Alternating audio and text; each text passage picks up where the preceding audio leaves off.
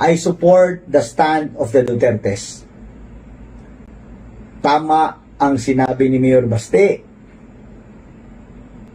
na tamad ka, wala kang malasakit, kung wala kang plano sa ating bayan, mag-resign ka na lang.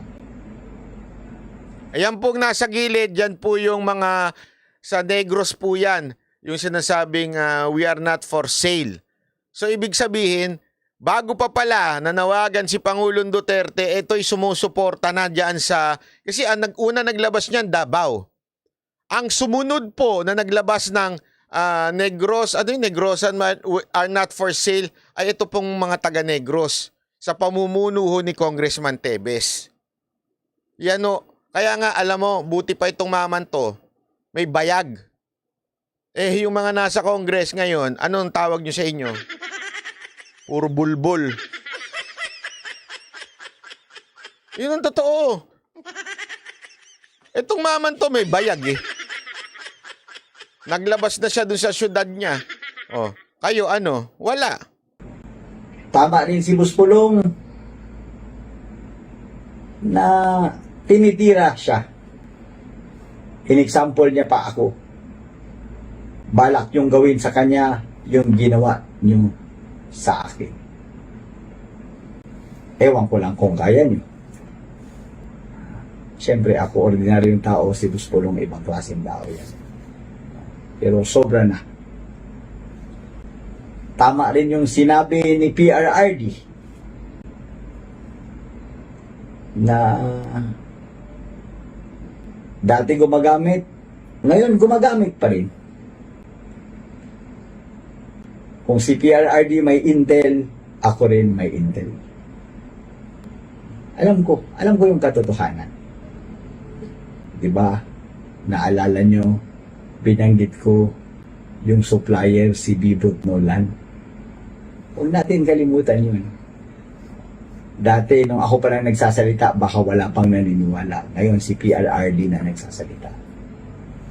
Siya ho talaga ang unang na gano'n yan eh, yung Bibot Nolan na yan eh. Na pinick up na lang ho ata ni Maharlika eh. Siya ho una nagsasabi niyan. Kasi siyempre, si Tebes naman, aminado naman siya. Kaya nga sabi ko nga sa inyo, walang problema sa taong nabudol eh. Diba? Okay lang. Basta wag mo na ulitin. Si Tebes naman, aminado naman siya. Dati, medyo napariwa ang kanyang buhay at gumamit. Aminado naman po siya. Kaya nga, sigurado ako, alam niya ho kung sino mga supplier. Hindi nyo ba napapansin?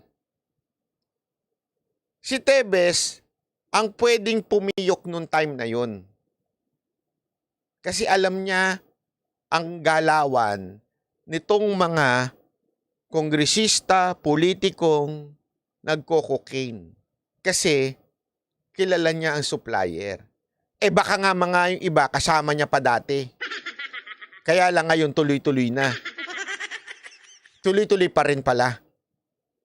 So siguro kaya siya alam niyo yun, tinanggal sa Congress, kinasuhan ng kung ano-ano. Kasi nga, pag nagsalita siya, credible.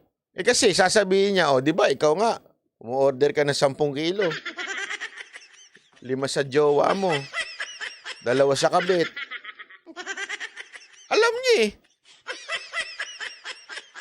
Kilala niya kung saan kumukuha eh. Yun nga yung sinasabi niya kay Bibot eh. Di ba?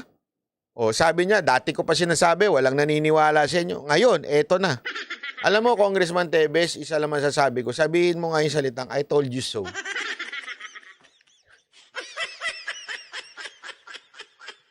Kaya pala kinasuhan at sinira, correct.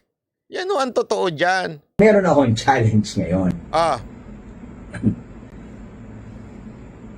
Sa mga congressman ngayon, or congressman dati, I challenge you, lalo na yung dating kumampi at sumipsip kay Pangulong PRRD. Nako po, ito na challenge.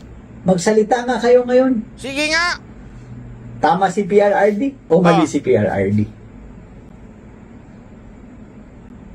Wala kasing nagsasalita eh. Bakit parang kami lang dalawa ni Buspulong ang may tapang na magsalita? Ha? I challenge you. Sige nga, magsalita kayo. Tingnan natin. Meron din akong matagal nang iniisip na tanong.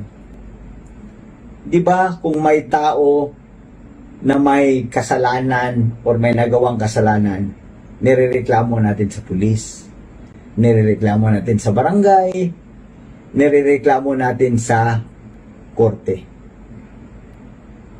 Ang tanong ko, saan pwede magreklamo ang isang Pilipino kung ang kanilang leader ay gumagamit ng droga? Iyan po ang tanong ni Congressman Tebes sa mga tao. Kanino po dapat mag-report ang taong bayan? Kasi that's the next question. Now that we know, sino ho dapat ang hinga natin ng tulong? Di ba ho? Sabi nito, salute sa mga PMA. Nako po. Hindi ho, yan ang tanong natin eh. Alam mo, sinagot yan ni Pangulong Duterte. Sinagot ho yan ni Pangulong Duterte na kaya nga napaka-importante po na sana ho patuloy natin ho itong